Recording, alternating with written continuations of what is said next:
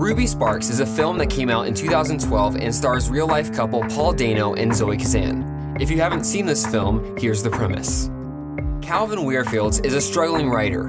He had breakout success with his first novel 10 years ago, but has yet to replicate it since.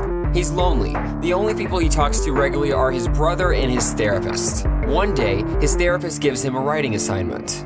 I'd like you to write a page about someone who sees Scotty all slobbery and scared and likes him anyway, just the way he is.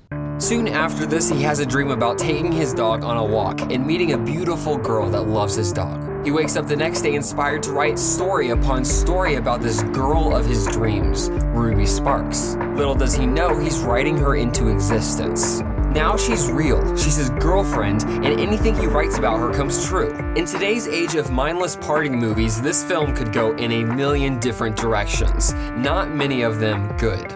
Even the protagonist's brother urges Calvin to take advantage of the endless amount of opportunities he now has. So you can make her, like, do anything. For men everywhere. Tell me you're not gonna let that go to waste.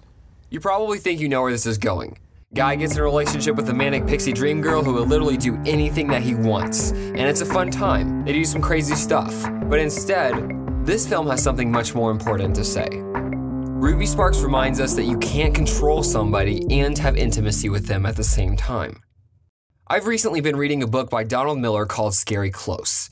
Miller talks about how he had in his mind what the perfect relationship was. How his perfect girlfriend would play a beautiful, sophisticated girl who saw him as a hero, and he'd play the lovable but hard-working man. The reason I had such a rich fantasy life was partially because it gave me a sense of control.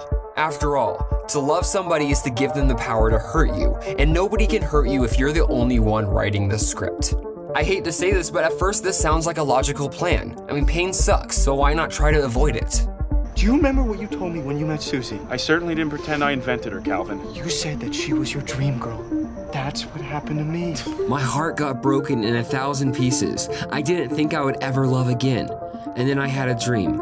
And the dream made me think, hey, maybe there is a girl out there for me. I imagined what she looked like and smelled like and all of her favorite things. And one day, I woke up and she was there. You see, that's what Calvin has been doing for the past 10 years. He's avoided finishing another book in fear that it won't be accepted by the public. And he's avoiding relationships because of past heartbreak. Now, with Ruby, he has been given the perfect situation that he doesn't have to be hurt by his partner.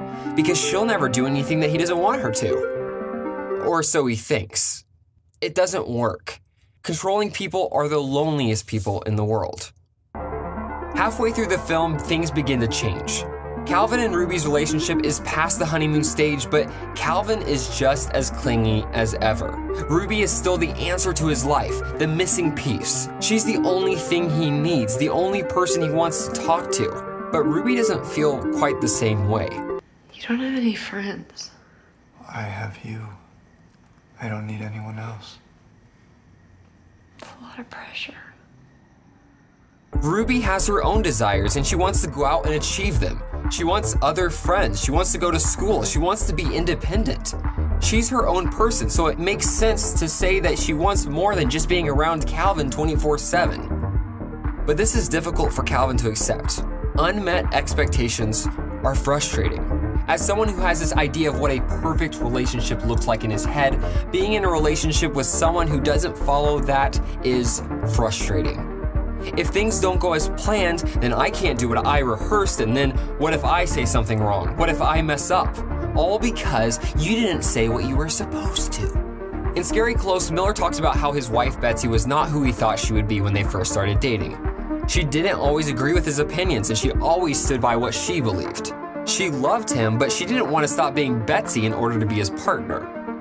I had to face the reality I would never be the director of my own distorted love story. I had to realize Betsy would never be an actress reading from a script I'd written. She was herself, with her own desires and wants and passions, and there was nothing I could do to control her. Women are different up close. I love Susie, but she's a weirdo. She's a person. You haven't written a person, okay? You've written a girl. Whatever. Because at the end of the day, acting out a romance with an actress is a lot less satisfying than being in an authentic relationship with a real-life human being. Your partner is supposed to enrich your life while still being their own person, not as a puppet that you can use whenever you feel like it. Not even God controls people's stories, and he's the only one that actually can. In the climax of this film, Calvin finally realizes this very thing. If he doesn't write about her, she's not in his control. And if he does write about her, she's not herself. He can make her cling on to him all he wants, but it isn't real. And we still don't have the thing that we want the most: true intimacy. Only when two people are entirely and completely separate, they are finally compatible to be one. Nobody's self-worth lives inside of another person. Intimacy means we are independently together. If you called me a control freak, you probably wouldn't be that far off. I have expectations and I like to see them met, as that's such a crazy thing. But as you probably know, it's an uncommon thing.